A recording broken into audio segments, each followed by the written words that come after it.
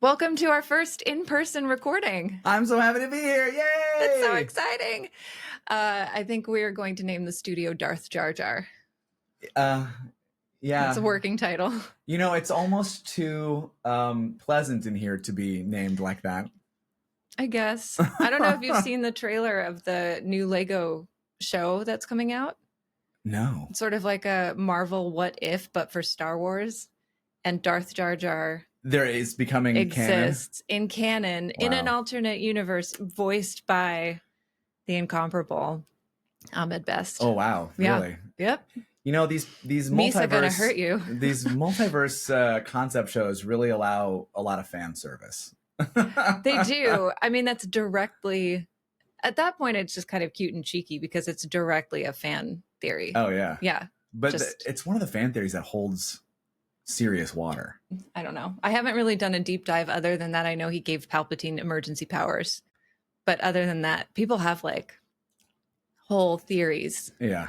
Yeah. I did one day of deep dive into that, and that was... So you know more than just that? No, I don't know it. I read it. And then I was like, I'm convinced. I walked away. I don't need to remember the details. You sold me, and you carry on. He's a Sith Lord. A Sith Lord. Yeah. Yeah. I believe it. So a few episodes back, you wrote into the podcast on Instagram. Oh my God, you're calling me about. out? Well, no, this is the inspiration for this episode. You wrote in asking why the clones, just as a topic, isn't a bigger deal and isn't like a larger conversation in the fandom. And I thought a lot about it, and that's why I asked you to come on to talk about the clones. Well, first of all, oh my God, I appreciate the invitation. Second of all, I feel like I have to specify a little bit because obviously there's a whole many season series called the Clone Wars. I mean, they do devote some time to the clones in the world of Star Wars series and stuff. But I feel like for me, what they don't go into is just the weird psychology of the fact that they're all the same person. Like, it's just sort of taken for granted. Yeah, we raised a clone army. Obviously, that's what we did. And that didn't present any weird ethical, moral issues. And the clones themselves were basically fine with it. And we just carried on until Order 66. And then we made some new choices. And it's like, I felt like there's so much weirder stuff they could mine with, like, what it is to be a clone in an army of you. Well, and some of the Clone Wars episodes do get into weird, atypical clone emotional reactions to things. Like one guy gets marooned on a planet. Gregor, I think is his name. I don't remember. That is a clone. I don't remember if it's this one, but he has amnesia and someone basically forces him into indentured servitude and then his memories come back. So I think a lot of that can be explained away by, they've been bred for compliance and they've been bred to be more docile. And maybe you could say, they've been bred to not have existential crises. Right. But there's only so far that can take you because they have emotional responses to things. I mean, they're thinking, feeling beings. Exactly. And they're not, with the intelligence of a full cognitive, person, even though they're 10 years old. They don't really act 10 years old. No. So I guess it's not just accelerated aging physically, it's accelerated aging emotionally. Yeah, developmentally. It seems like they go through the developmental milestones in order. Yeah. It seems like that's the case. You've seen the movie that launched the TV show, right? The movie The Clone Wars, where you first meet Ahsoka. Yeah. Which movie is this? It's called The Clone Wars. That's episode. Mm-mm. No, wait. There's a movie called The Clone Wars. Yes. It's an animated movie. Yes. Oh yeah, like a long time ago. Yes, it was like I did see that. Yeah. So there's a whole thing. We first meet Ahsoka there. We first meet Rex there. And they have a whole like back and forth. And she says, I'm a Jedi. So I technically, which means I'm a commander. So I technically outrank you because you're a captain. And he goes, in my book, experience always outranks title or something like that. Mm-hmm. Outranks rank. And I'm thinking, okay, Ahsoka's supposed to be like 13 or 14 and he's 10. Right. So in terms of life experience, I mean, she's technically got him beat there. Yeah, you don't have that many years on the battlefield. No, bro. She has more years training from you're youngling taller, days. I think is what you're basically saying. Taller. Like, I'm taller and I have more of a beard. Hair. Yeah. Which is, I think is to be fair, how our society measures experience and rank as well. Yes. And it is a nice, they do a callback at the end of the Clone Wars where she says like beat ya, and he says something. I mean, it's a callback thing in the final arc. It's cute. That's nice. I got called out from a few people for this being weird, and I accept that it's weird, but I don't care. I kind of shipped Ahsoka and Rex a little bit. Oh. Like, they have such good chemistry. They care about each other so much. They're such good, like, partners. And someone was like, he's so much older than her. And I went, but he isn't. Yeah. Like, he physically just is. taller. Well, and also, I mean, the other thing is, so this gets into the weirdness, right? So if you ship Ahsoka and Rex, do you ship Ahsoka and any other clone? They're all the same. They're all the same. So, like, can she just get a later generation clone when she's 25 and the clone is the same height? But I guess, couldn't you then make that argument for identical twins? Because they are genetically identical. Well, this is what I want the show to get into. Yes, it's fucking like, weird. are there episodes where you have the clones entering romantic relationships? I feel There like I is have to confess one. that I've only seen like some of each of the series. You know, Yeah. I've kind of hopped around. Like when Ahsoka the series came out, I went on like the path of like, what was Ahsoka's? Okay, I need to background myself here, and so Yeah. I sort of pick and choose, but I haven't watched the full complete arc of anything. So there is an example of a clone having a romance. Cut LaQuain. Cut LaQuain, a clone trooper who fought for the Galactic Republic, married Sue LaQuain, a Twi'lek, after deserting the army. He left the war after becoming disillusioned and seeing many of his fellow soldiers die in combat.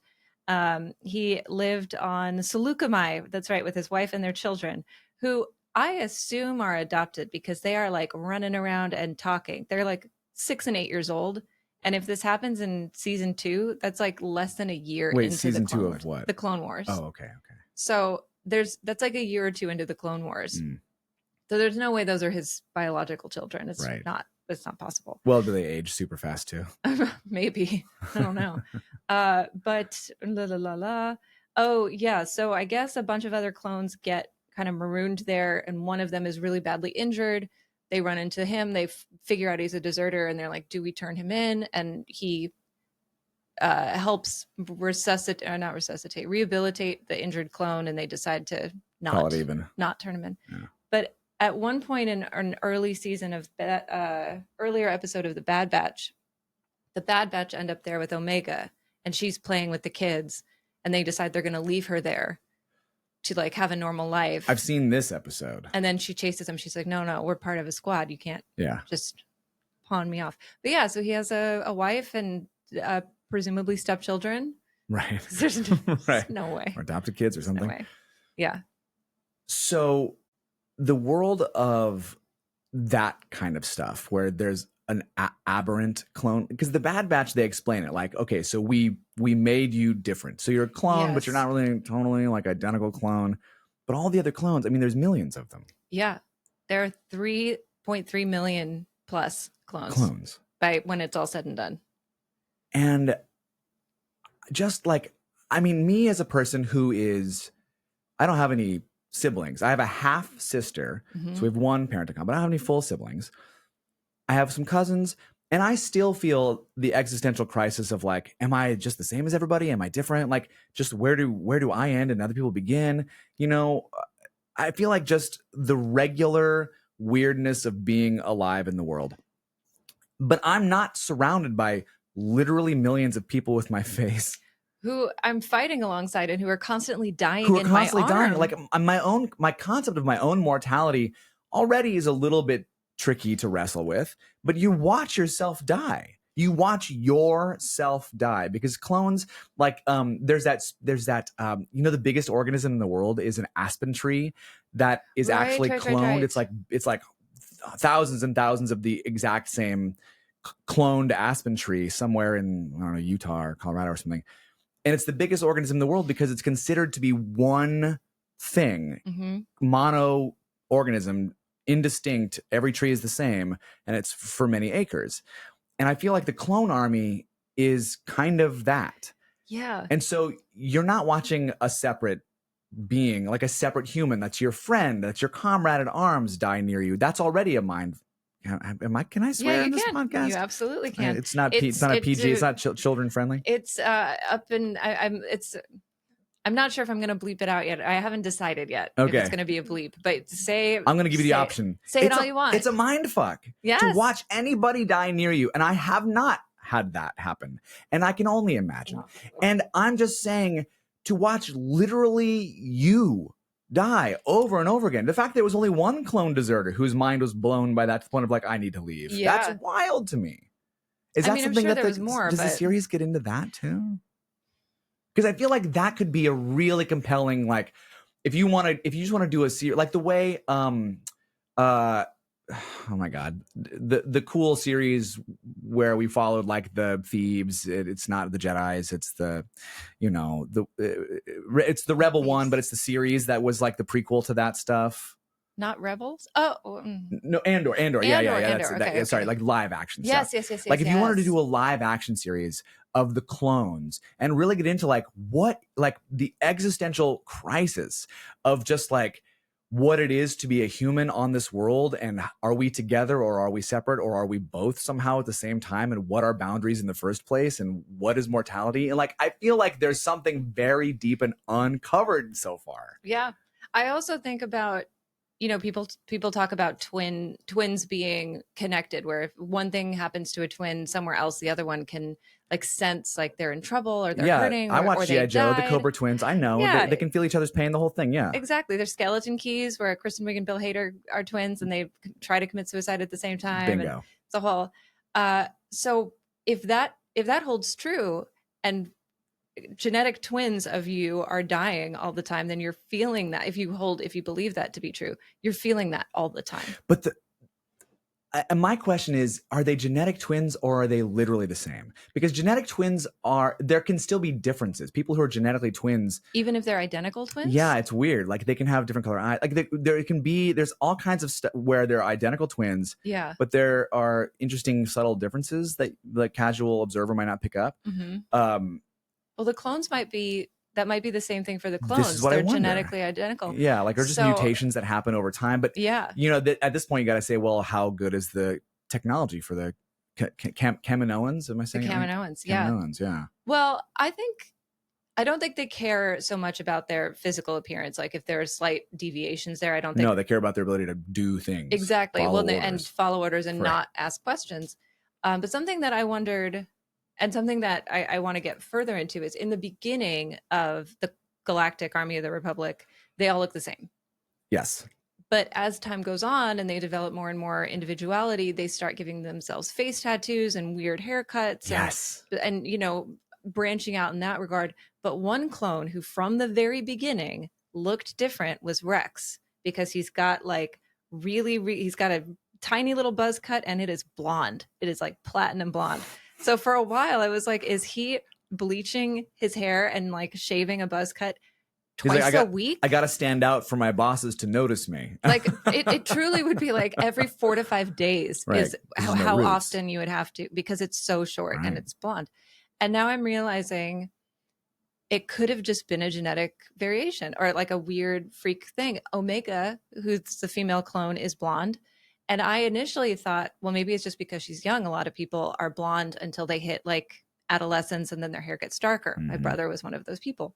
But we see teenage male clones in Boba Fett, and preteen. He has dark hair. And then we also eventually in Bad Batch meet an older female clone who has brown hair. Actually, I don't know if she might have been blonde when she was a kid. But then we see adult Omega and she has blonde hair still. So like it's very possible. So I think now maybe that Rex was just blonde. Just blonde. Yeah. I love how your first theory was like, he's got to be dyeing his hair. I mean, in my head, not knowing the science of it, I'm thinking, well, if they're clones, there's no way he has blonde hair, but maybe he does. Well, and then it's the question of, was that an intentional difference? Were they experimenting with some stuff, or was it just like they can't, or is the technology not tight enough that they can't control everything? Who knows what the Kaminoans, they had their own agenda. They talk so weird. They're all so weird. But they're really sexy. I mean, they're beautiful. That's what you're into? Okay. I mean, they it takes all walk around kinds. with their long necks and they talk very... especially Nalase, who I think as she gets older and more traumatized, just talks even like slower. This. but all of the consonants are like delayed. Yeah. So she's Omega, you must go. It's such a weird. I like Yeah. how you assign that to trauma. Well, because it gets worse. Yeah. As in the Clone Wars, it's not so bad. Right. And then once you get to Bad Batch, it's kind of noticeable. But once she gets imprisoned and is working for the Empire, It's much worse. it's much worse. So I have to chalk that up to some sort of trauma. So I had something else I wanted to ask about. Mm-hmm. So I also feel like in the world of Star Wars related commentary, people have opinions, like lots of opinions. Do they? I thought everyone agreed about everything. It's so terrifying how many opinions there are. And I feel like I'm not even at that level. I mostly have questions, and maybe the questions carry an opinion, but I mostly just have questions. So my question is, as I was preparing for today, I was looking into the history of all this stuff. The one episode I really felt like I needed to dig into was, I believe it's Clone Wars season 6, episode 10. Don't quote me, but I'm pretty sure. And it's the one where, it's very impressive. It's the one where, thank you. It's the one where they send Anakin and Obi-Wan to investigate what happened to Sifo Dyas. Yes. Actually, Nick, will you hand me my notebook? Because I don't want to forget things. Notebook, please. And the pen, please, as well. Yeah, we need this. And we can keep this into the record. I don't even care. Okay. So this is topic number 1. It is? That I want to, yes, because chronologically, it's what starts it all. Sifo Dyas and commissioning the army. Part 1, Sifo Dyas and the commissioning of the army.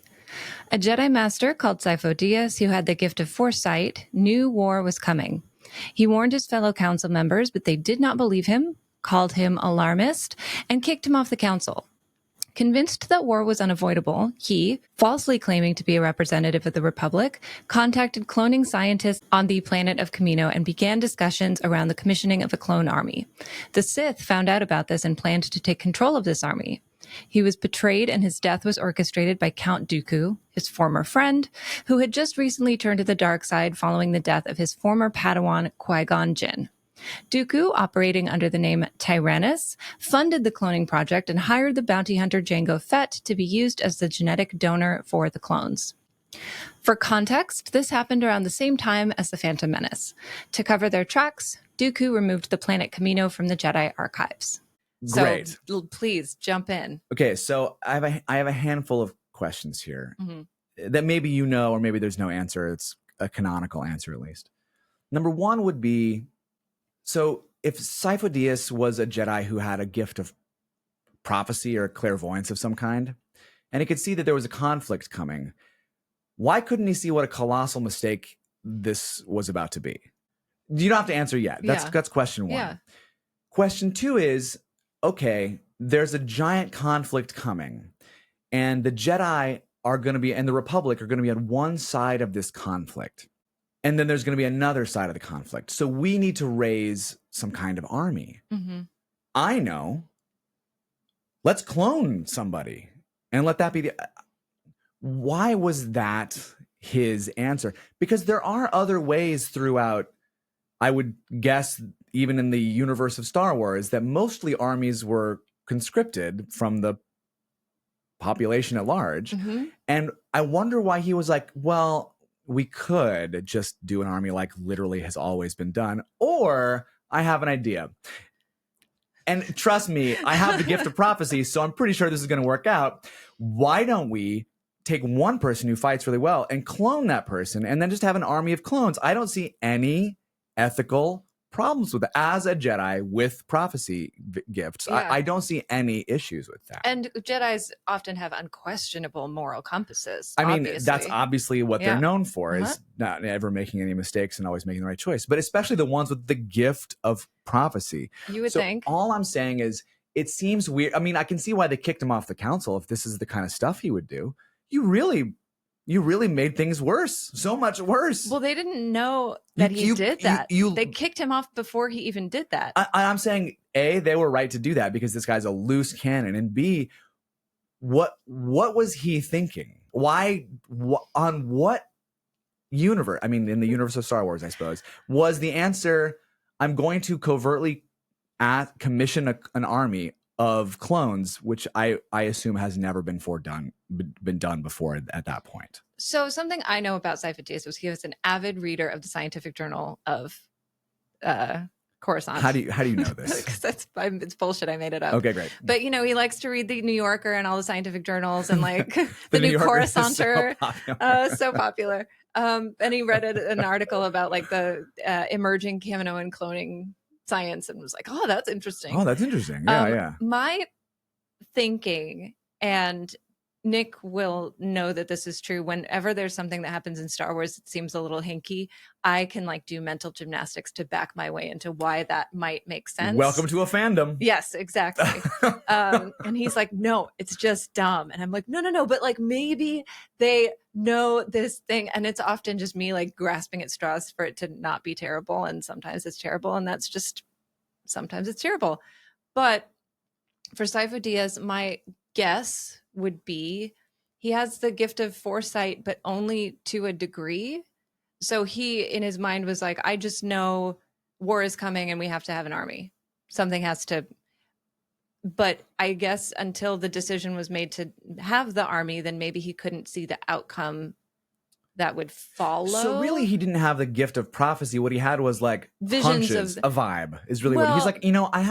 I got a sneaking suspicion that something is going to happen. But most of them have visions of the future, right? They can't control them; they just happen. I'm just saying, so his you visions can't see the whole. Super unhelpful. Yes, you can't see the whole picture. My other thinking of why the clone army versus like droids or conscription or whatever was that. No, I just lost it. Was that he thought war is coming? Not enough people believe war is coming. We're not going to be able to raise an army fast enough. I see. So, I mean, that was the thing that made sense to me. And the draft doesn't exist. The draft doesn't exist in this universe. Mm-hmm.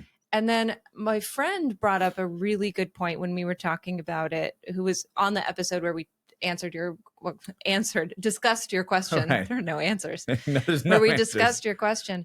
And he said it was probably very deliberate on the part of Palpatine when he was moving all these chess pieces into place to have humans fighting on the side with the Jedi and droids fighting on the other side, because if it had been the other way around, the Jedi would have been much more hesitant about just jumping into war. They would have tried to end the war much, much faster, because it would have meant that they had to kill humans. Instead of robots. And I think in his mind, he was like, well, Jedi think that all life is precious. So if we just have them go up against droids, they'll just fight this war forever. I mean, that tracks. That's good. I'm down with that. And I had never thought of that. Yeah. But I do think Sifo-Dyas was a little nuts. Yes. Yeah. I think we can say totally. This.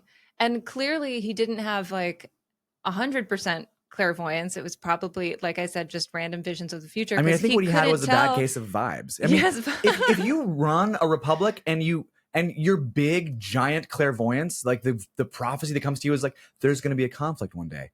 Well, yeah. If you run a gigantic power structure in a universe, probably there's going to be a conflict one day. Yeah. I mean, it's not rocket scientry. I think it's the technical term for that. I'm never going to not say scientry now. That's just, but he couldn't predict. And again, this is why I think it's random visions. He couldn't predict that his good friend, Count Dooku, who used to be his good friend, would arrange for his death very shortly after commissioning the army and then take over the whole project. Right.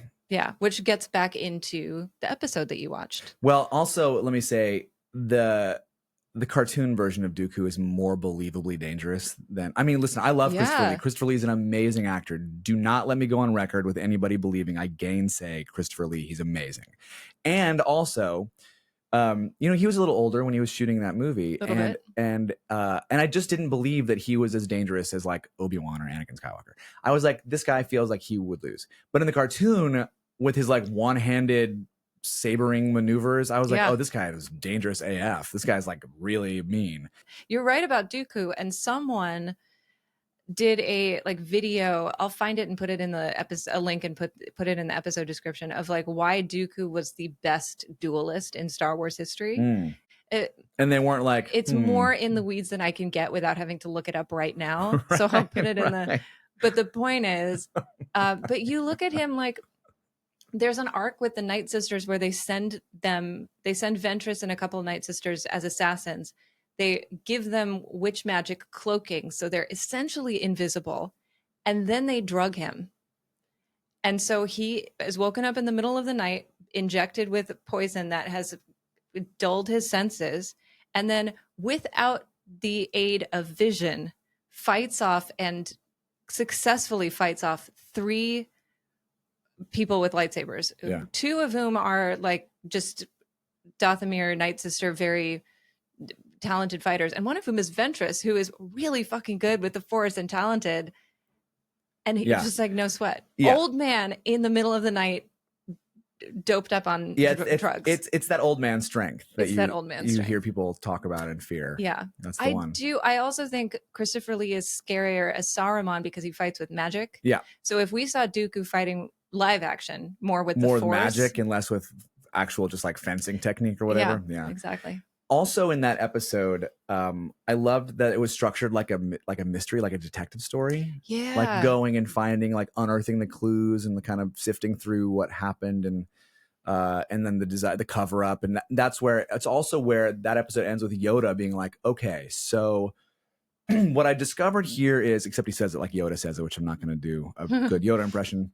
I'll spare everyone that. But Yoda's like, okay, so what happened is, yes, the Sith Lords got the better of us here, and we're trapped in their plan.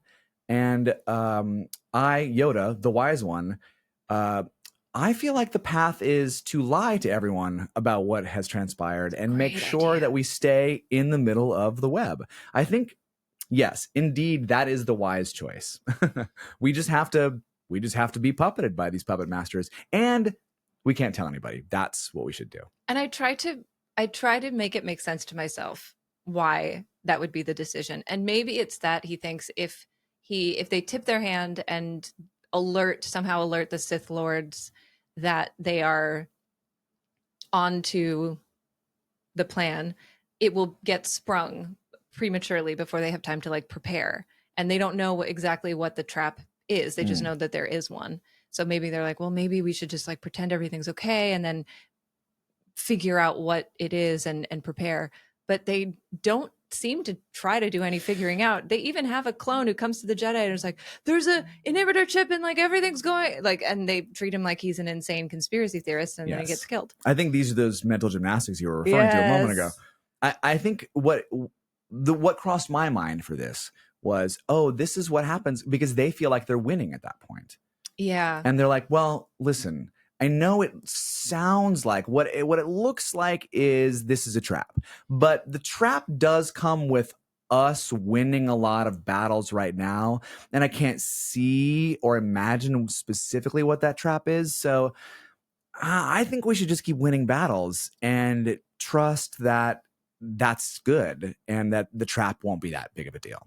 It certainly won't like lead to the death of all the Jedis. The trap will only spring if we're losing anyway. It's not a big of a deal. It's not a big deal. Like don't make such a big deal. We'll just stay in the middle of this tightly woven web that the Dark Lords have woven for us, and we'll be fine. Without being able to identify any of the key players, and we'll stop looking for the trap. Most importantly, we won't tell anybody, and we will stop wondering about it. This is a two-part thing. And, hubris. And then also there's got to be a huge degree of fear, because I don't remember which prequel. It's one of the prequels. The second or first or, one of those three. It's 1, 2, or 3, one of those. Truly can't remember. Mace Windu and Yoda are talking. Ki-Adi-Mundi might be there as well, but they're saying like, we cannot alert the Sith to the fact that our connection to the Force has weakened. Like they are not as connected to the Force. Their Force powers have lessened. Their ability to commune and meditate and use the Force has severely diminished from like High Republic days, which is why the Acolyte is different, because these are like full power full juice yeah, Jedi. strong battery Jedi. Strong battery Jedi. These are like, running on reserve, low battery mode. Interesting. So there's got to be a lot of fear there, but then there's also the hubris of like, yeah, but we're the Jedi, so it's all. Here's the other thing that I wonder. So in addition to all the stuff we just laid out, which seems suspect, they're also like, it seems like this whole thing is a trap laid by our mortal enemies, but it is also an entire clone army that was put in place by the loosest cannon among us. I think we should stick with the plan that guy put in motion. I know he was crazy, and I know we kicked him off the council because of his craziness, and I know that this clone army that we're putting all of our faith in right now was his idea, and it was done without our knowledge or consent or permission in any way. But now I think it's a good idea, even though it's a trap. Yep. Even though it's a trap put in place by the dumbest one of us, I actually think we should put our eggs in this basket. So this takes us very neatly to point number 2. Sweet. I know, it's not, no one's going to be able to see that, but point number 2 right there, which is episode 2, Kamino, Jango Fett. Part 2, Attack of the Clones and the Start of the War. 10 years later, in the time of Attack of the Clones, in an attempt to track down the bounty hunter who had attempted to assassinate Senator Amidala, Obi-Wan found his way to Kamino, where he met the Kaminoans who were eager to present him with the first batch of battle-ready clones. Obi-Wan, having no idea what was happening, played along. He was informed that the army was ordered by Sifo Dyas and paid for by the mysterious Tyrannus out of concern for an upcoming war. As it so happened, the galaxy was on the brink of a civil war as hundreds of systems began to declare their independence from the Republic. Pretty good timing, if you ask me. He was also told that the blueprint for these clones was none other than Jango Fett, the very bounty hunter that he sought. He was reassured that the clones were bred for compliance and obedience and would not display the violent or devious qualities possessed by their donor. The Kaminoans also mentioned that Jango required, as part of his payment, an unaltered clone to raise as a son. This clone was originally referred to as Alpha and later renamed Boba by his father. One other unaltered but uniquely enhanced clone was created, a female called Omega. Furthermore, while Boba and Omega aged at a normal rate, the altered clones aged at twice the speed of normal humans, making the first batch approximately 20 years old, and therefore ready to serve. There were 200,000 of these clones, with 1 million more on the way. When all was said and done, by the end of the Clone Wars, 3 years later, over 3.3 million clones were created. It's worth mentioning that at this time, the Kaminoans were unaware that A, Sifo Dyas was dead, B, that he was operating as a rogue agent with absolutely no authority from the Republic, or C, that the Sith were behind the entire thing. They did, however, have their own agenda, which gets a bit murky as time goes on, and we'll be sure to get into. Obi-Wan went back to the Jedi Council with his findings, and due to either extreme short-sightedness or the terror of imminent war, they decided to use this mysterious army, no further questions asked. Yoda went to Kamino and traveled with a regiment of clone troopers to Geonosis, resulting in the first battle of the Clone Wars and a decisive Republic victory clutched from the jaws of defeat. This battle led to the death of Jango Fett, several Jedi, and the revelation of Count Dooku's defection to the dark side. When Obi-Wan goes to Kamino and finds out, and they're like, oh yeah, where's Master Sifo Dyas? And he's like, oh, he died 10 years ago. Yeah. The Kaminoans are they're nonplussed. They don't know what's going on. And then at the end of the movie, after Obi-Wan reports back on his findings, Yoda goes to Kamino, picks up a regiment of clones, takes them to Geonosis, and begun the Clone Wars have.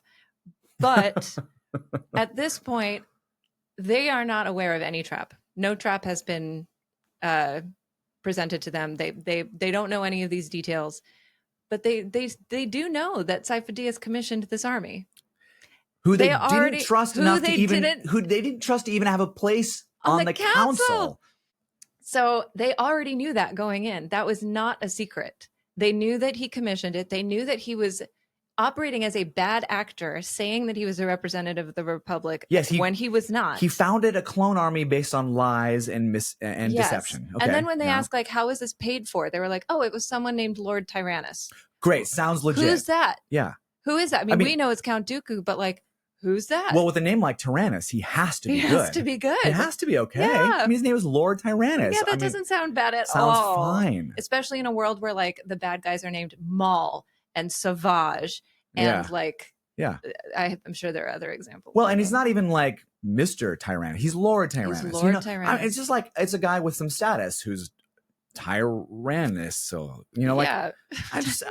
I'm just saying, like, that everything sounds fine. We should definitely lean further in. Yes. Yeah. And so this is also where the like ultimate chess piece moving of Palpatine kind of gets impressive, is where Yoda shows up, he's at the place, and he probably under different circumstances would go, let's ask some questions here. Let's maybe take a step back. But at this point, war is on the brink of like at that day. It's not like war is imminent a year from now. It's like war is happening today. Now. Two of my Jedi Knights, one of the Republic senators, they are being held on Geonosis. Like all the Jedi are going there to fight. I need backup right now. So part of it was probably desperation. And I think that was Palpatine just knowing how to move the right pieces at the right time. It's Yoda falling for Donald Rumsfeld's line, which is, you go to war with the army you have. Is it the army you want? Or is it an army full of clones that your nutball cousin commissioned behind your back? I mean, it doesn't matter. You go to war with the army you have. Yep. That's what I used to say about coworkers I didn't like. You go to war with the coworkers you have. Exactly. But that goes to also their choice of blueprint for the clones, who most recently was behind an assassination attempt too, in fact, of a Republic senator. Again. Oh, no, but they were bred to be docile. And it's like, okay, cool. But like, can we check? Where are your receipts? Yeah. Are we sure he's not going to? Can you show your work? And then they didn't. The clones weren't Jango Fett, and they were very, very different from him. But like, how did the Jedi have cloning experts that they can go and review that work? How many years did the Clone Wars last? How many years of clones were there before they turned? So the clones were first created during Phantom Menace times. 10 years later was when the clone army came into being and the war started. The war lasted for 3 years, and then Order 66. And they were making clones that whole time. So up until the very end. So 13 years. Clones existed for 13 years and they were fighting for 3 years. Yes. But then a lot of them stayed on as stormtroopers, and the cloning facility wasn't destroyed for like a year after the Empire was created. Something like that. Right. Yeah. It's long enough. It's long enough to begin to lean on them. I mean, I think, as you were saying before, that's Palpatine's genius here, right? He put them in this position where everything smelled wrong, but even the wisest beings in the universe, well, I don't know, Yoda would call himself that, but like even like these supposedly very wise folks supposed to be were in a position where they're like, well, I guess we just have to go with this. I would be curious what the alternative was. I mean, it gave them an upper hand at the beginning of the war, right? To have a ready to go army for them. But if they hadn't relied on the clone army, it doesn't mean they would have lost the war. It means they would have been at a disadvantage at the beginning without that army. But ultimately, probably would have served them better. They might have been able to scrap by for a little while, get a little, clever, and figure out some other kind of army for themselves that wouldn't a different droid army and destroy them. Yeah, like they could have had their own, I don't know, something. Yeah, a bunch of R2D2s rolling around. The droids are awesome. The droids are awesome. Roger. And here's another thing. So the Jedi think all life is precious. Love that for them.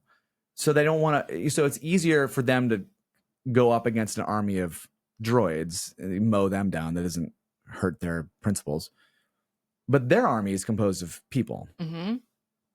And so does the fact that they're clones make it easier for the Jedi to send them in to get mowed down in a battle? Or do they think of them as full people, even though they were specifically created and bred for the purpose of going into battle? So you're setting up perfectly. Point number 3. Wow, it's almost like I saw these in advance. It's almost like I told you ahead of time what I was thinking. The war. Part 3, the Clone War. The ensuing war lasted 3 years. All Jedi Masters and Knights were automatically elevated to the military rank of General, with all Padawan learners attaining the rank of Commander. Each one was given a group to command, a legion, regiment, battalion, etc., and went from peacekeepers to de facto soldiers overnight. Initially, the clones behaved as expected, cookie-cutter, non-divergent, referring to themselves and others using their CT, or clone trooper, numbers. However, under the leadership of the Jedi who showed them compassion and treated them like people, they rapidly began to display individual personalities and styles, choosing to distinguish themselves with dyed or otherwise styled hair and various types of face tattoos, as well as eventual modifications and paint jobs to their armor.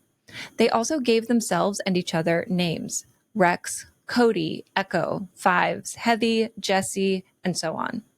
This was not an ideal outcome for the Kaminoans, who still viewed the clones as nothing more than Kaminoan property to be used and disposed of as they saw fit. There were often disagreements between them and the Jedi, who would remind them that the clones were in fact the property of the Republic and were people, not just military assets. What resulted was a tight-knit group of brothers who would die for each other and for their Jedi leaders.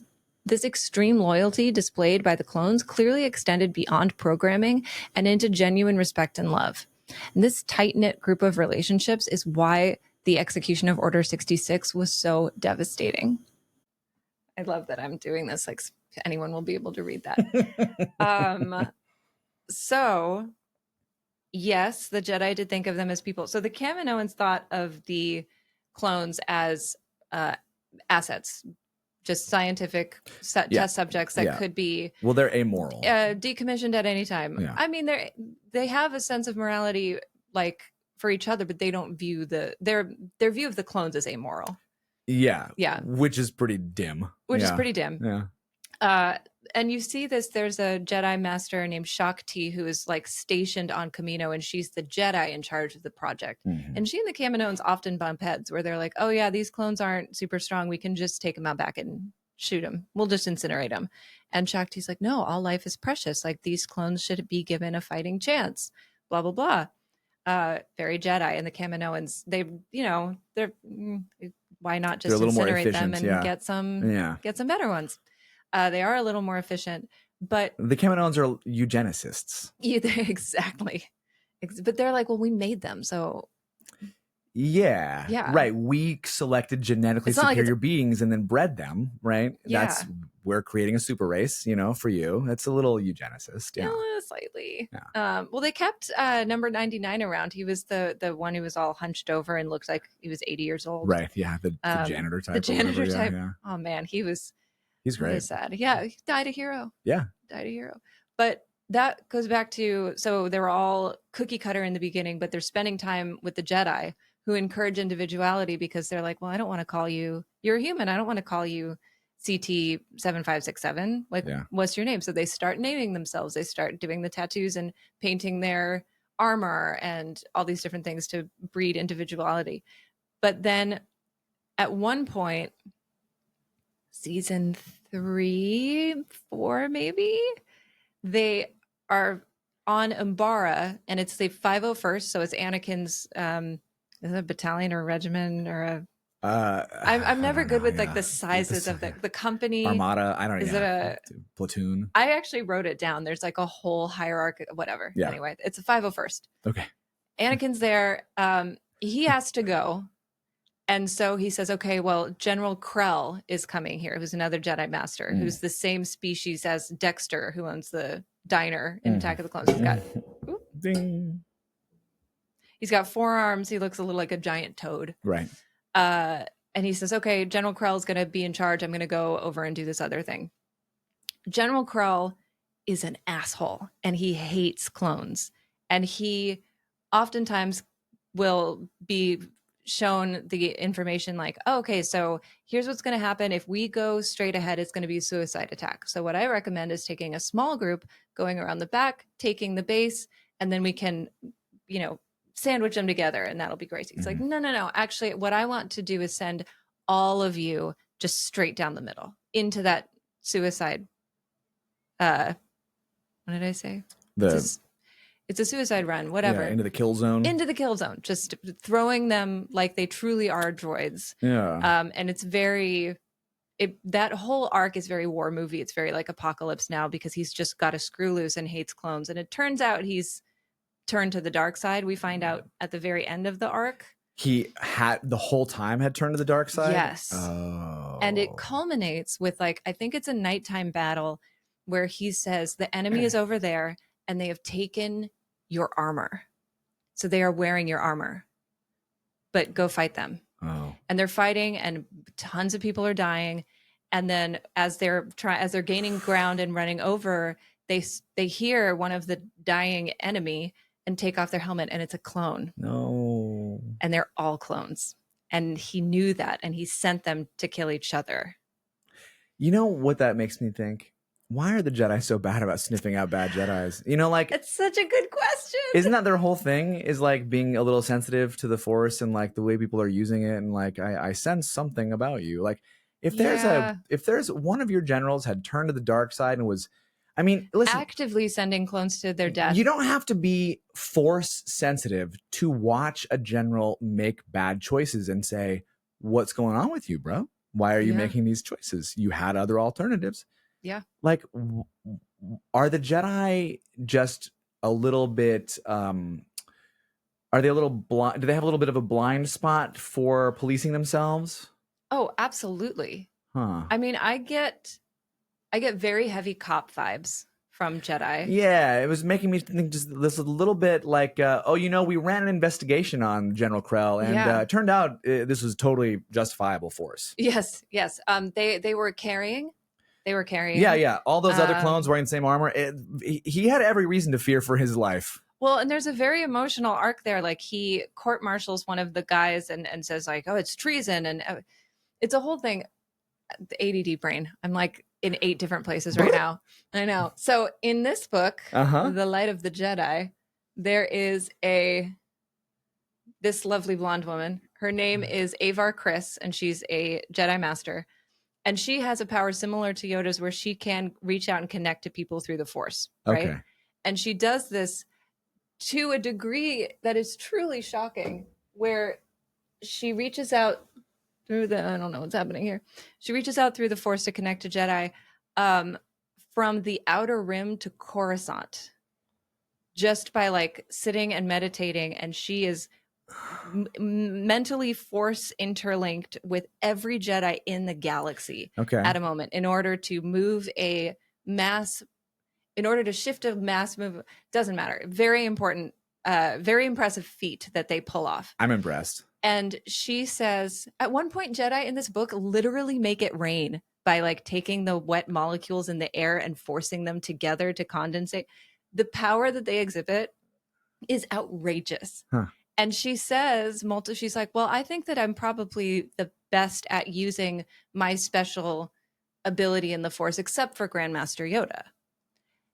So could you imagine being Grandmaster Yoda, being more powerful than what I just described, and then living another 200 and however many years and getting to this point where like he can't sense that one of his Jedi masters is a dark side user who is actively trying to get clones killed. Yeah. Like sabotaging his own efforts from within. What kind of fear as an old, not even an old man, as a person, would you be like, how am I not, like I had that kind of power and now I can't even see evil right in front of my face. Yeah. That must be, talk about an existential crisis. That is decline. And that's not just Yoda, because you could say, well, he's like 800 years old or 900, however old he is, very old.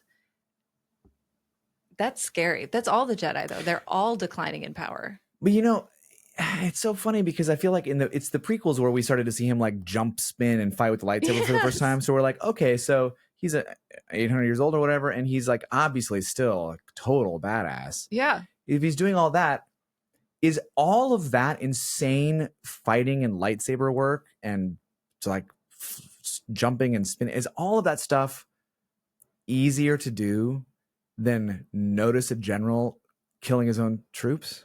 It's a really good question.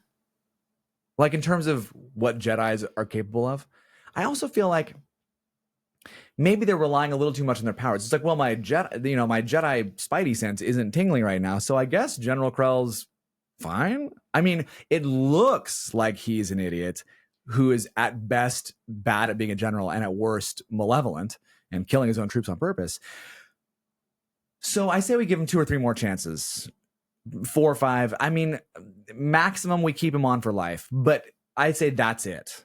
You know, we don't do any, we certainly don't promote him or something. Well, the Jedi are not well equipped to be military leaders. No. But that is what happened. The moment the Clone Wars started, de facto, every Jedi, knight or above, became a general.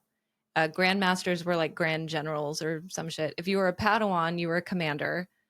But there's no precedent for them being a military unit. Even back in the High Republic, they worked in tandem with the Republic and often did carry out like peacekeeping missions and things of that sort. But at no point was the Jedi a military unit. Unless there might be some. Did the Jedi think of himself as a political force? I don't think they would say so. I think they are a political force, but I think most of them would. But they operate put themselves above that in tandem with a government. Yes, but they're not operating as a government or alongside a government in a political way. Correct. According to them. Okay. In the High Republic stuff, they do seem to have a symbiotic relationship where ultimately their interests are aligned, so they work in tandem. But they do have a ton of latitude, and they're major cop vibes. They kind of can just walk anywhere with impunity and use mind trick to just get information from a civilian who's not under arrest. There's no warrant. There's no whatever. But it's like, I don't believe you. I'm just going to take the information and walk away. Right. I don't need a warrant for this. Yeah. I don't need a warrant for this. I sounds like I'm somebody who's very skeptical of the Jedi. I mainly, as a person who likes Star Wars, I'm mainly down with the Jedi. I like them. I like what they do. I like the lightsabers. But this reminds me a little bit of, and I think it was during 2020 when I was reevaluating a lot of things I believed. Many of us were. There was a little stuff going on. Not to bring up a totally separate intellectual property, but forgive me for 1 second. But I think it was that year when I was like, oh, Batman's a cop. I mean, like, yes, you know, he really thinks he's above the law. He hoards resources for himself, way more than he requires or needs or could ever spend in his lifetime. Yeah. He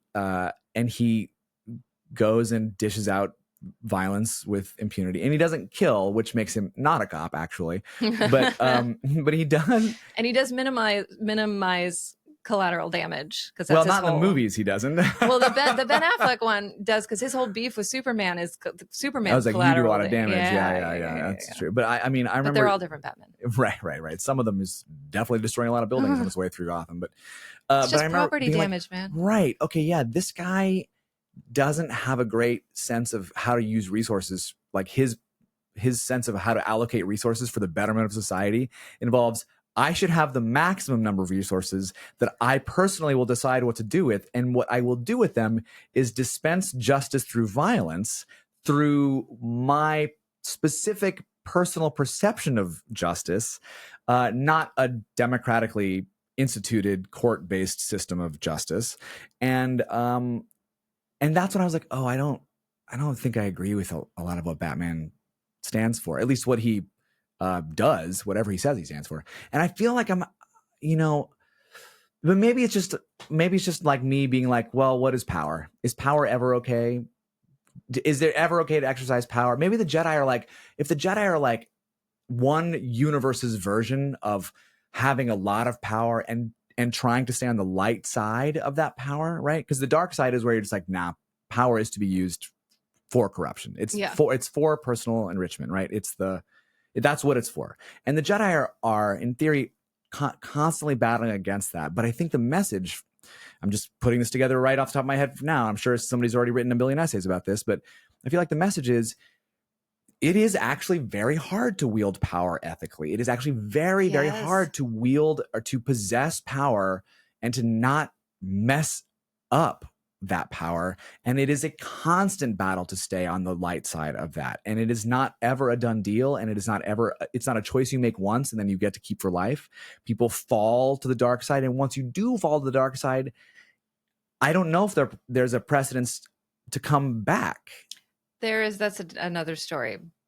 But Oh, wow. typically, no. Typically, no. And that's sort of what you see in life, although I think we want to live in a world where that possibility does exist. Yeah. But not the way we administer justice. We just make people's lives worse once they make a mistake, a big mistake. So you make it much harder to come back. So, we sort of have created a version of that where the dark side is a permanent choice, but the light side is a constant struggle. Yeah. It also depends on where you're coming from, right? So there are actually a ton of other orders in the galaxy that use the Force or have a relationship to the Force that are not the Jedi. Wait, what? The Jedi is only one of them. Okay, this is the part of the Star Wars universe I don't know anything about. I'm just starting to scratch the surface because there are books and comic books, and I've been reading the High Republic comic books that are like take place 100 years before this one. There's so much. But on the planet of Jeddah that you see in Rogue One, before it's kind of a waste, it's not a full wasteland, but like in the many hundreds of years ago, it was a bustling, it was a center of religious thought, and there were temples of every different religious order there. And they would all get together, and a lot of them fought a lot of the time. But the Guardians of the Wills were there. Chirrut and Baze, who are the Baze is the blind guy, and no, sorry, Chirrut is the blind guy, and Baze is the guy with like the giant guy. Yeah, they were kind of like vestigial guardians of the Wills. But yeah, lots of different orders that use or commune with or in some other way have a relationship to the Force. Okay. Different religious orders. And more than one of them believe that the Force is an inexhaustible resource, and they think the Jedi are evil, and that every time they use the Force, they are depleting a resource that cannot be replenished. Well, that's and that interesting. It's very unethical, and that their very existence as the Jedi is unethical, and it is taking away the Force from the rest of the galaxy. Wow, that so is from that really viewpoint, interesting. They are kind of like they are kind of like a bunch of Batman, consuming limited resources for their own sense of pursuing justice. If you believe that the Force is a limited resource, well, it would explain why they're getting so much weaker over time, but it would not explain why the Sith Lords are getting stronger. I don't agree that I don't believe that it's a limited resource. I think it is unlimited. Is bountiful. Yes, I think that the Jedi Order was getting too political, and they were losing touch with the Force, which is a spiritual thing, and exactly the fact of governing. Even though you think you're apolitical, there is no sense of governance without politics, and politics are inherently earthbound, not Force tethered. Amen. Okay. I'm trying to figure out how to bring that back to clones. Oh yeah. Yeah. I know. Well, I mean, listen, we two ADD people got back from Batman to Star Wars pretty damn quick. So I'm a little proud of us. I'm pretty impressed. Here's my attempt to tie it back. So, if you go all the way from the spiritual and ethereal of the Force, and then the politics of governing, which is necessary and important, but inherently earthbound and human and corporeal, because you're dealing with actual resources that you can see and quantify, and you're dealing with human or other kinds of life, right? That you can see and either make their lives better or worse through your distribution of resources. And the clones are even a step more earthbound and real, because you are not just stewarding life, you are creating it yourself and deciding what the purpose of that life is, rather than finding it and allowing it to self-determine that purpose, which is, I mean, if you want to talk about why the Jedi are losing touch with the Force, and maybe it's because they're getting a little too involved in earthly things rather than, ethereal things, bringing life into existence in order to give it the purpose of fighting and dying for a cause that you have decided is what you think is the correct cause, feels like about as far a deviation as you could go from the being in harmony with the balance of the universe. And that might have been a calculated move on Palpatine's part to further push the Jedi Order away from the Force, because he knew these things were weakening that. And the dark side of the Force is like, whatever, there are no rules. Everything makes us stronger. Nothing makes us weaker. We've got to take a little bit of a break. We'll be right back with more Tea Time on Tatooine. That means I have to go to the bathroom. Great.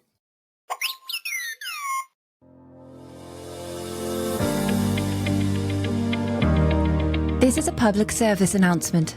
My name is Ryo Chuchi, Imperial Senator from Pantora and clone rights advocate. These are troubling and uncertain times for clones as the Empire conscripts more and more non-clones to its army. You may be wondering, what comes next for me? What will happen to me once I'm too old to fight? Well, I'm here to tell you that you have options. Other clone-sympathetic colleagues and I have started the Clone Relief Foundation to care for clone needs, however old, however disabled, no exclusions. With core world healthcare costs rising and insurance companies... This is Rex with a message from the Clone Underground. Coruscant is no longer safe. I repeat, Coruscant is not safe for clones. Our friends in the Senate have set up a refugee center in Pantora City in the Civil District. But they are being watched and can't speak freely. I only have a moment before the Empire tracks my signal, but I need all our brothers to know. There is a place for you here. If you can't get to Pantora, get word to me through the old CT channels, and we'll come to you. We fought and died for the Republic, and when the war ended, we all lost. It's up to us now to look out for each other. Join the Underground. Rex out. Coming to an end. Our foundation has built a coalition of core and inner rim planets offering reskilling workshops for out-of-work clones. To enroll in the CRF, come visit us on Coruscant. Or, if you're unable to afford travel, send us a message on the Holonet and we'll arrange transport for you. As a 3.3 million uplet, many have treated you as disposable, as common, as a sub-sentient species. But don't despair. Here at the Clone Relief Foundation, we know you are more than your CT number.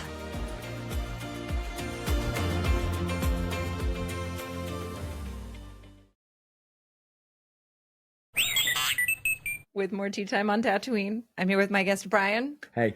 We're on to topic number 4. Okay. This is the dark one. Topic number 4, or is it topic number 66? Hey. Yes. Yes, it is.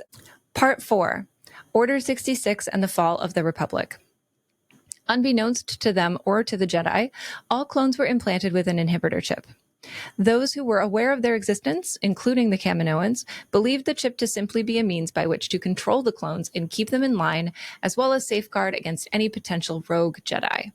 The truth, however, was that the Sith had secretly programmed the chip so that when activated, it would compel the clones to turn on and murder their Jedi leadership on a massive scale, galaxy-wide, in essence, making them deadly sleeper agents. The prequel films showed this without the backstory of what actually happened during the war, but that gap is effectively filled by the animated film and 7-season TV show, The Clone Wars. Which, when it happens in the movie, is so confusing. Uh-huh. In 2002, whenever that came out. Yeah. 2002, you're like, what the fuck is Order 66? And then they just turn on the...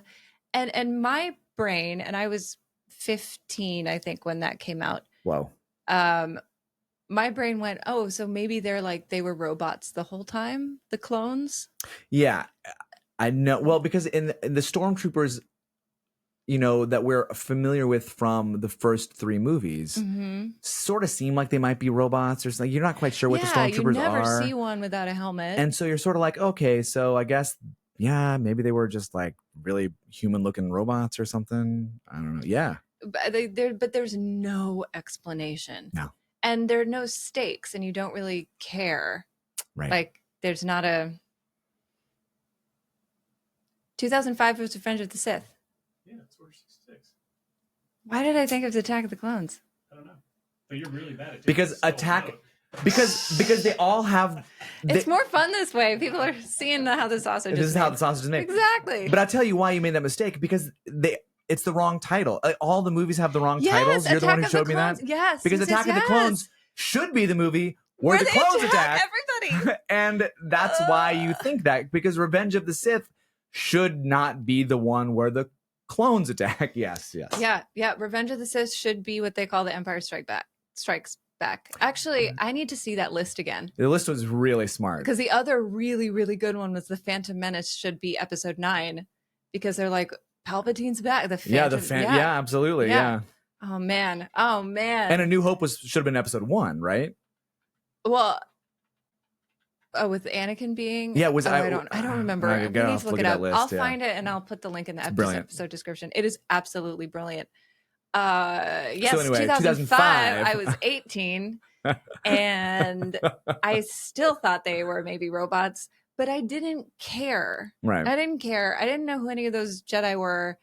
It was a bunch of clones that you didn't have an investment in, killing a bunch of Jedi that you never met. It was a little weird, though. I will say that I don't know how to say her name. Ayla Secura, the Twi'lek Jedi who always is wearing like the really skimpy outfit.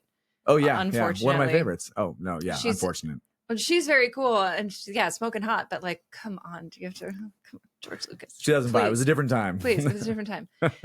But they shoot her in the back. She's on the ground, and then they continue to shoot her. Like, she is very clearly dead. Mm. And then when Order 66 gets called, and it's they're on, oh shoot, where are they?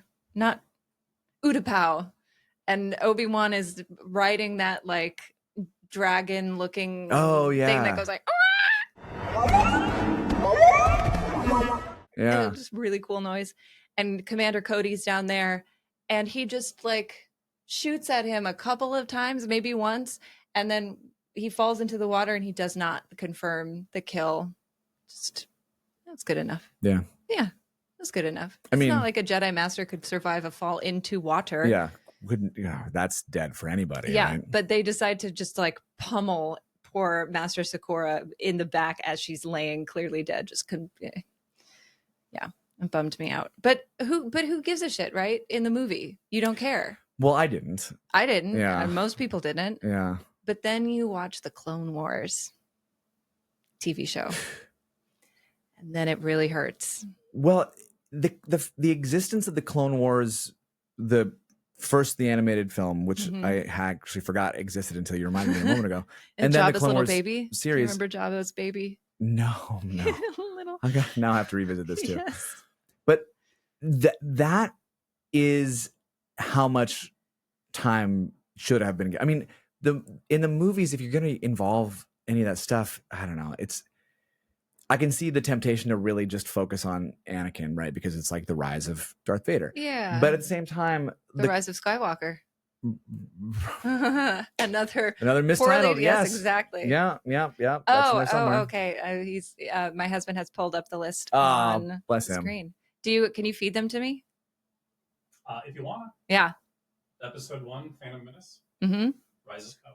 Episode 1, Rise of Skywalker. Yeah. Anakin Skywalker. Episode 2, Attack of the Clones. Should be Revenge of the Sith.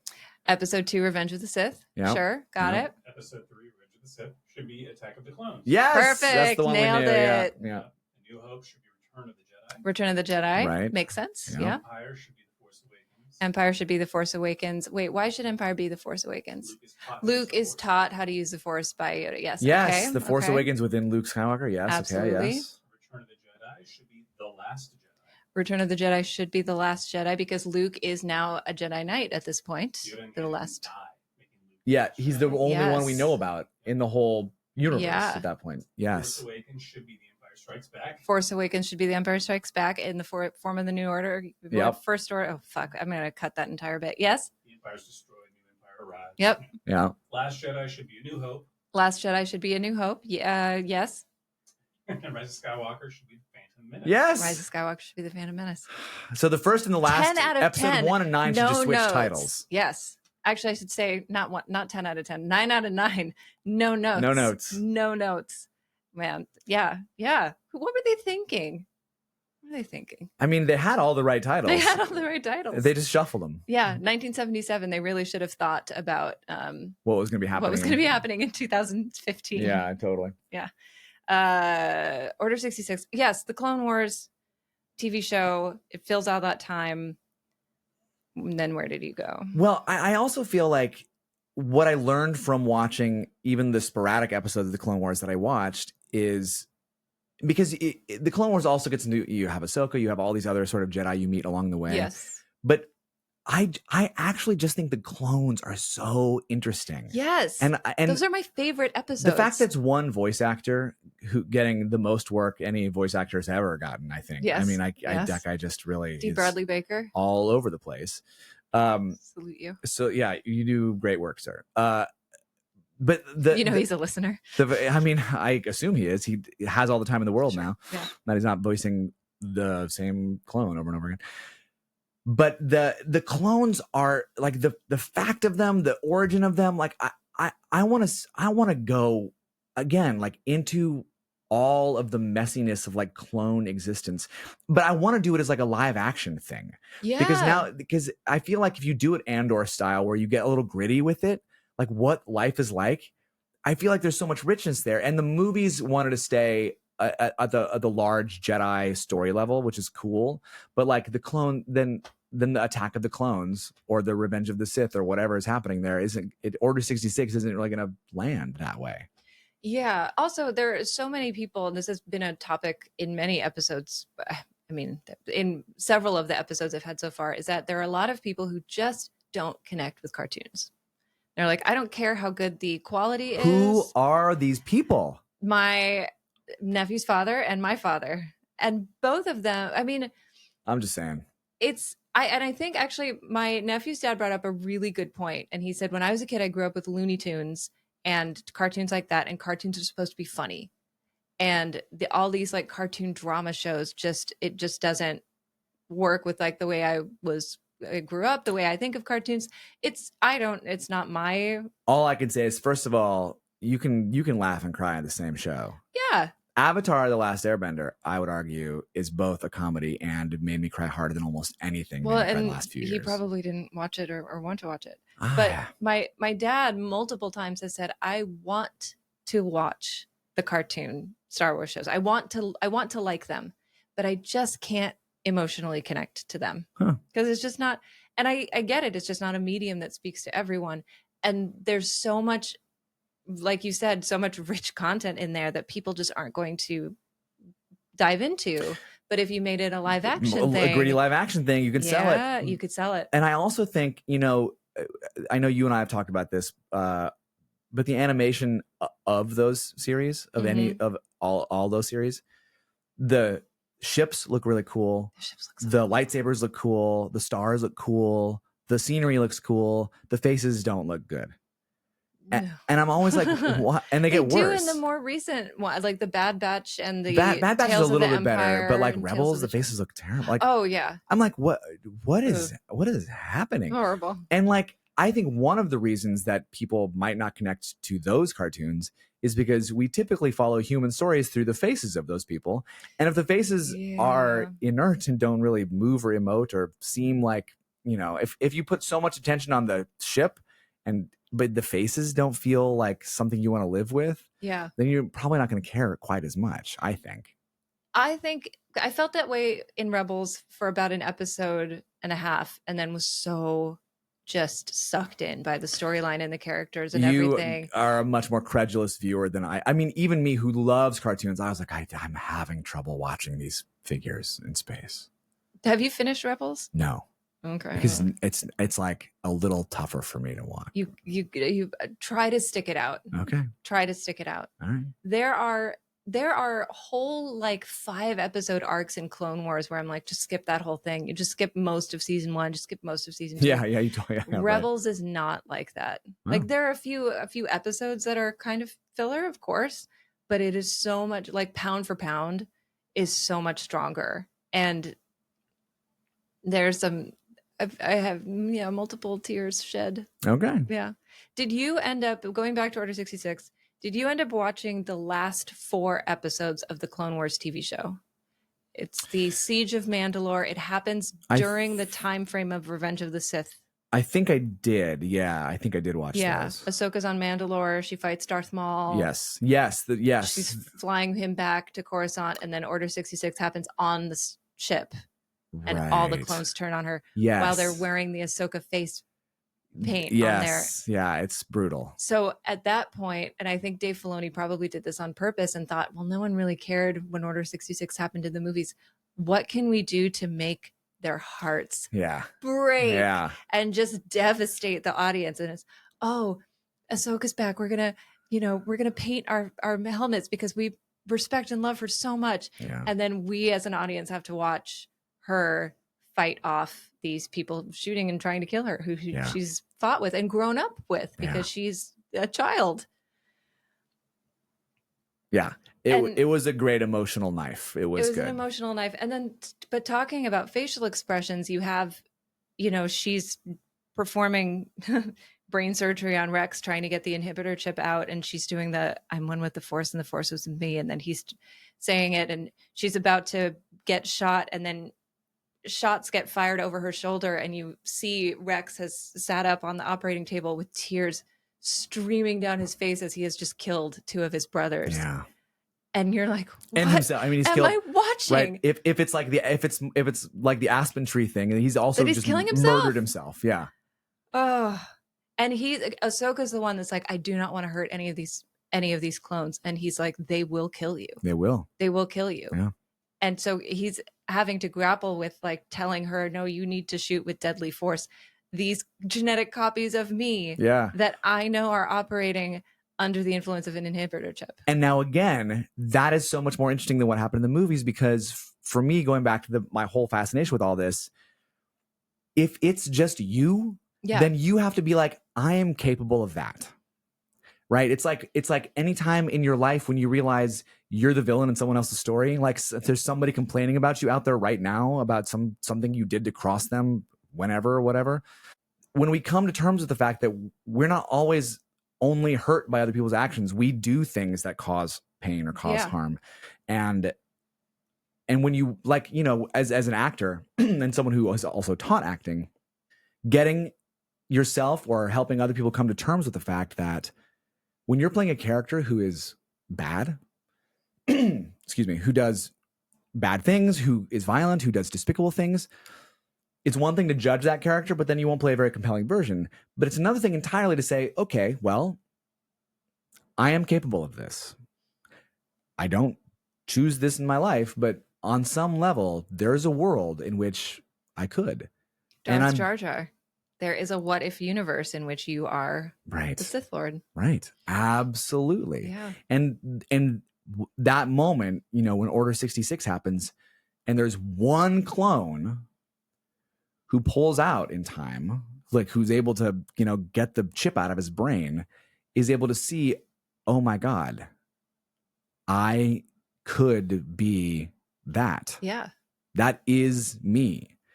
That is such a deep sense of a whole other level of empathy. What even am I? Like, again, that knife's edge of being on one side or the other of the Force, right? Yeah. And I think Bad Batch does a version of that too, where you have early on one of them, the shooty Crosshair. one. Yeah, Crosshair. Crosshair. Right. Yeah. I like saying everything like Omega. Australian. Yeah. He oh no, she's a Kiwi. Yeah. You have him still having the chip active, and the others have to like figure out, oh my God. And then who's the Wrecker is the big Rika. Rika. Yeah.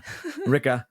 Yes, Wrecker. The episode where he starts to go bad, like you kind of see it coming. Mm-hmm. And the episode where he's like, it's emotional for me just to even talk about, because it's like, he's Omega's like biggest fan. Yeah. And then all of a sudden he's going after her.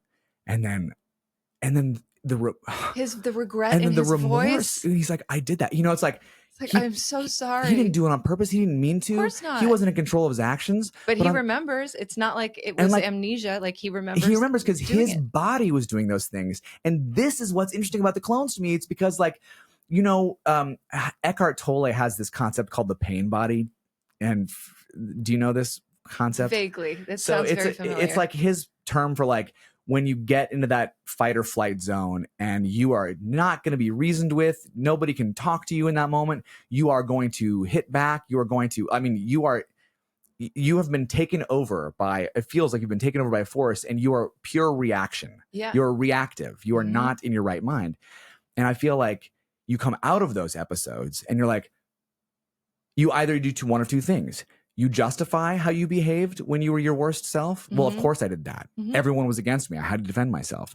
Or you get enough distance, enough of sort of ego death happens, and you get enough distance, you're like, wow, I was driven by something very deep and awful within me, not an external force, something within me. Yeah. And I have to live with the fact that those were things I did. I'm not like that right now. I wouldn't do those things right now, but I did for some reason. Something within me compelled me to do those things to people I love, to people who matter to me. Yeah. And that is like, that's what's so interesting about Order 66. And there's also, this plays into the agenda of the Kaminoans. So the Kaminoans know about the inhibitor chip.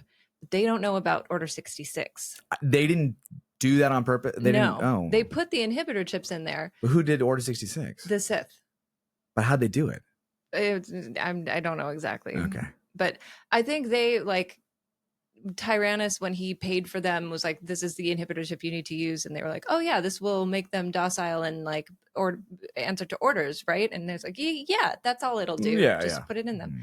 But the Kaminoans know scientifically that the more divergent the clones become, the more resistant they will be to the inhibitor chip. So the more they tattoo their faces, the more they have their own names, the more they have very different personality traits and really become their own different people. I mean, that's a metaphor. Yes. Right? And that's when they become harder to control. So the Kaminoans do their best to try and tamp that down. But the Jedi are all about that. They're like, no, be your unique self. Let your freak flag fly, whatever. And that is why the Bad Batch is so resistant to the inhibitor chip, because they have them. It's not like they were created without them. They just are not. But they're deviated far enough. They're deviated far enough. And then Crosshair has his removed, but he continues to serve the Empire because that's a whole other heartbreaking moment. Oh shit. Yeah. I haven't gotten that far. Oh my God. It's the end of season 1. I haven't gotten that far. Oof. It's going to hurt. It's going to hurt. It's going to hurt a lot. Oh my God, I can see you're losing your breath about it know. right now. Well, because you've this. No. can't. So it's different. It's so someone just makes the choice to be evil. Well, but he doesn't see it as being evil. What They never fucking do they? What he sees is that his squad left and they didn't come back for him. Yeah. That's what he sees. His brothers left him. Yeah. Hurt people. Yeah. And then he says, you didn't come back for me. And so now I'm bad. Well, no, I mean, in his mind, he's like, the Republic is now the Empire. I served the Republic. I served the Empire. He's a follow orders kind of soldier. He's a follow-up. I mean, he has, his arc is actually, I think, after Omega's my favorite in the entire 3-season. Okay. You gotta. That's going to kill me. All right. Yeah. It's not a spoiler to say how he felt at the end of season 1, but he was so hurt by that. But yeah, when Wrecker freaks out and does that, then she's like, Rika. And I just really like saying things in her voice. Rika. It's so funny. It's going to be a while to be Tick. like, oh, she's saying Wrecker. Oh, yeah. She gets like a pet in the 3rd season that she calls Batcha. And in my head, I'm like, oh, Badger. Yeah. And it's no, Batch, like Bad Batch. Batcher. Batcher. And it wasn't until I saw it Batcher. Spelled out. I was like, oh, that makes so much more. Why is she calling this dog thing Badger? Well, New Zealand accents So are really weird. special. Betcha. I was in New Zealand with Iku. my like 2 best friends after I finished college, and one of them was named Jeff. And we were checking into our hostel in Auckland, and she's like, Jif. Is that Jif with a G? And we're like, GIF? What are you What are you saying right now? Like peanut butter? Jif? Jif? What? Jif, is it? That's very funny. I think it's an accent that I'm able to replicate more easily because of all of the Clone Wars that I've watched. Yeah, you've because immersed it's just yourself. Yeah. that character over and over and over and over Yeah. and over. And Omega, that actor, she's actually from New Zealand. I know. That is how she talks. I know. That is not what D. Bradley Baker sounds like, No. but that is what she sounds like. Wait, what does he sound like? Your uncle. He sounds like just an American dude. Why did they want to make him Australian for the show?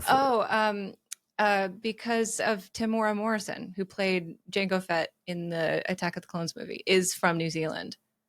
Does he speak in that movie? Yes. God, I barely remember that. I'm just a simple man making my way through the universe. I'm just a simple man trying to make my way in the universe. Yeah, well, you got to replicate that. Yeah. And he doesn't. D. Bradley Baker does a fine job, but it's still like a little more Australian than New Zealand. And then Omega shows up, and you're like, unquestionable. Oh no, Unquestionable. Omega, Yeah. like, just wow, it is strong. Yeah. But yeah, it was because of Tamora Morrison, and the kid who plays Boba in the movie is also from New Zealand and also has the accent. Bless him. Yeah. So, which got us, without even meaning to, into the fifth and final topic, which was clones in the Empire era. Part 5, clones during the Empire. For a few years, the newly formed Galactic Empire continued to utilize clone troopers. When they deemed the Kaminoans to be too troublesome, not to mention they knew too much, the capital of Tapoka City, where all of the cloning facilities were located, was destroyed by aerial bombardment. Citing the supposed lack of critical thinking skills demonstrated by clones, as well as concern about their rapid aging, the Emperor announced the introduction of the Imperial Stormtrooper Project. Conscription, which was already beginning to occur, ramped up, as well as heavy recruitment efforts. Over the course of the next few years, these new soldiers would steadily replace the clones, many of whom were forced into retirement or sent to a science facility on Mount Tantus, where they were tortured and experimented on. Several clones, including Rex, who had his chip removed before he could kill his Jedi, had formed a sort of resistance with the aim of aiding and rescuing clones following the fall of the Republic. This eventually became the Clone Underground, which operated with the support of sympathetic senators, including Ryo Chuchi from the planet moon of Pantora. Some of them, also including Rex, even joined the rebellion and fought to overthrow the Empire in the time period of the original trilogy. Right. The ones that, so yes, being divergent, more resistant to the inhibitor chip. And it's beautiful to see these clones develop their own personalities and really like branch out and find their own interests and everything. And then in one moment, they are all snapped back into cookie cutter. And that is devastating. Yeah. And then you have to live with what that felt like. And you're like, I was over here and now I'm here. And do you still have those memories of the fights, of the battles that you fought alongside your Jedi that you loved and cared for? Like, how do you marry that cognitive dissonance of like all these memories that you have of these people that you cared for, and now you know, quote unquote, that they're evil and bad? Like, that must tear you apart. Well, that one is, I feel like one of the exercises I used to do with acting students was I would just have them like look at each other and just imagine, okay, so the person you're looking at is your best friend. You can look at them and you can see all those amazing times you've had together, how they like held your hand when you were going through a breakup, like they've always been there for you. And then you can see that and just see how they've got your back. You can see all that. And now you keep looking at them and remember that time that you actually caught them, that they were lying to you, that they were keeping something from you and you didn't know. And then you found out, and suddenly their face hasn't changed at all. But now when you see them, you can see that they're actually like a conniving snake and you could never trust them. And you can take somebody through an exercise like that where they don't change at all, but your perspective is actually extremely malleable about who they are to you. Mm-hmm. Based on your sense of either shared history or or things that are suggested to you about them. And, which is the power, part of the power of acting, right? Is like, you just have to look at somebody who you know from taking the car together to the set. And then you look at them and like, they're your best friend or your worst enemy or whatever. And that's not their job. That's your job, is to look at them that way. And I think for the clones, something inside them is like, these people are your enemies now. And you look at them and those same people who you have shared so much with, suddenly it's like, no, I was wrong. And I think all your memories are tainted. Most people have someone or some person or some group of people in their life that they were with, and then something happened and now you're not with them anymore. And how it colors your memories. It colors, like, it's rare the person who's like, no, I used to like that person. I don't like them now, but it was all good stuff that we shared. But usually it's like, no, all those were lies. I used to love those and cherish those memories, and now they are bitter acid balls in my stomach. So sad. for them to have their memories taken from them. Not stolen. They still have the memories, but to have them clouded and darkened. them clouded and darkened. It's awful. Yeah. And when you see the clones in the Empire era, and this is a lot of stuff that does get talked about in the Bad Batch, so I'll try to be somewhat vague with details. It can be a little spoilery for me. It's all right. They're not doing well. Like, so A New Hope, George Lucas is very vocal about like, oh, this is a movie about the Vietnam War, like just straight up. This, I think, goes back to that and just the treatment of veterans and how they are both in real life and in Star Wars, and more so in Star Wars, are treated very much as disposable. If the Kaminoans had their way, as soon as the war ended, they would have decommissioned all of the clones. What does decommissioning mean? What is that a euphemism Incinerated, for? Right? Just like unalived all of them. And then, well, if you want to have an Imperial army, let's like make you a new batch of clones. Let's start fresh, which they ended up going in a different direction. But like I'm aging at twice the rate. I'm not going to be able to fight forever. I can see more and more non-clone recruits being brought into the army. I feel like I'm being pushed out. What are my other options? I literally have no other skills. I may or may not be literate. I mean, who knows? That like they are not well. And you see bars where there are just a bunch of drunk clones who are disillusioned and angry and sad, and they have no prospects. Yeah. And it's really it's so sad. Well, yeah, there's a few things going on there that feel like very familiar to our society, of course. I remember there was an interview that someone who's like an OnlyFans model, or, you know, someone in like the world of sex work, right? Giving an interview talking about, and I wish I remembered who said this, because this really struck me. And somebody was criticizing her about selling her body. She's like, well, yeah, but I'm the one in charge of it. You know, like if you sign up for the army, you're selling your body to the government, and the government owns your body, and they can do whatever they want with it. And they will put it here and they will put it there and they will harm it and they will let other people shoot it. And you're really selling your body, you know, and for what? And I'm selling it for this. And I get to stay when I stop selling it.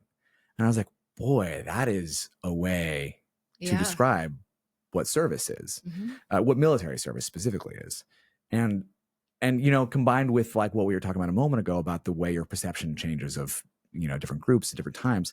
I was just thinking recently about how, you know, when we teach American history, we talk about the American Revolution and England, they were so tyrannous, and there were taxation without representation, and King George and the Redcoats and all this, they were so bad. And then they burned our capital in the War of 1812, and really we hated England so much. Now they're our best friends, you know, like we don't look at England, like we as Americans now today, no one in this country holds a grudge against England for any of that stuff, even though they were our enemies for some time. Yeah. But they're, you know, the people that we have been told are our enemies now, that we either didn't have an opinion about at all before, or we had a positive opinion of. You know, the way we look at different ethnic groups or people from different countries or different parts of the world or whatever, they're either great or we love them or we don't think about them, or now they're our enemies. And they're cast in every movie as whatever the bad guy is. Absolutely. Yeah. And, I don't know. I and still our, have a problem. Our entire, you know, like the entire societal mind is told, we look at them now this way, we look at them now this way. It's very 1984. We're at war with Eurasia, or whatever that. They're like two big countries. Yeah. We've always been at war with Eurasia. Right. No, we're at war with Oceania, or I can't remember. We've always been at war with Oceania. And there's something about, I mean, this jumped into my mind just because the words we've been using, but like as a somewhat divergent person myself, you know, I remember, I think that there are certain challenges people like us face, but I think one thing that has been helpful for me is when those messages come out that are like they're persuasive, you know, it's propaganda, it's advertising, it's all these things, and they work. All those are psychological tools that work. But my particular level of divergence gives me enough space to be like, wait a second, what am I being told to listen to here? It's like it's not that it doesn't work on me. It's not that I don't swallow things or things don't get ingrained in me subliminally. It's that I have a little bit of space through my own divergence to be like, hold on. I don't know if I feel like I want to hate these people. I don't know if I need to hate these people. Well, and that's the argument for the clone army. You said, why Sifo-Dyas, why did he pick clones? Why did he pick clones that are they're not gonna be divergent. They're not gonna ask those questions. Right. And also, going back to the OnlyFans person, they never owned their bodies. Right. They're not serving. Because serving implies you're giving something. They have no choice. Right. They have it's not no a volunteer autonomy. army. It's a draft army. It's a from birth to death. From birth to death. And it's once that's over, once the war's over, it's like, what is there death. For me? There's death. And that's why I was like, a Jedi did this? I thought they were the good guys. That seems like some bad guy shit. Like, I mean, let's be honest. Like, dreaming up something. I mean, in the same way that like I started to look at dairy farms differently when I was like, oh, that's not nice for the cows. Like, and I was like, I think I need to drink more almond milk. I was like, oh, that's like a kind of captivity that is unhappy for animals that have emotional lives. And I mean, this doesn't mean I've gone vegan. I haven't. I still have ice cream. I still eat cheese.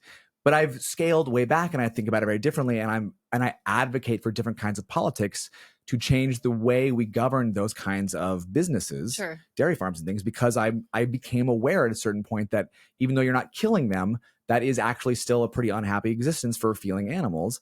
And it seems to me like, oh, weird that a Jedi would dream up some kind of weird dairy farm life for these, that may or may not include a slaughterhouse at the end of it, or incinerator. And absolutely did. And that's right. Yeah. And that's the whole, well, we're not going to think about what happens at the end because they're not really people. They're not really people. And there is that to me is, I think, the deepest cut of the Clone War saga in Star Wars that I feel like could be mined so much more effectively in a show. There is an arc you will really like in season 2 of Bad Batch. There's a senator from Pantora. Her name is Rio Chuchi. She's blue in the body, face, skin area. Yep.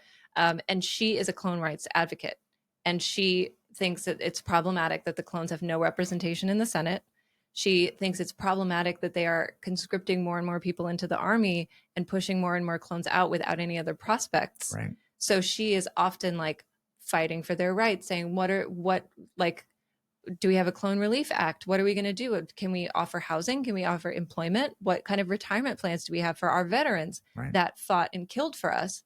And there's a bunch of, glad handing like, oh, well, of course we care for our veterans and we'll make sure they're taken care of. And some interesting things happen. But then Rex and Echo and a few other people kind of create the Clone Underground, where they like go and help clones in trouble and band together. No, that's what I'm talking about. Yeah, and it exists. It's very it exists. It's very cool. And so this is another interesting eerie parallel to our world, which is I'm sure was very thoughtful on behalf of the writers, but there is in our country.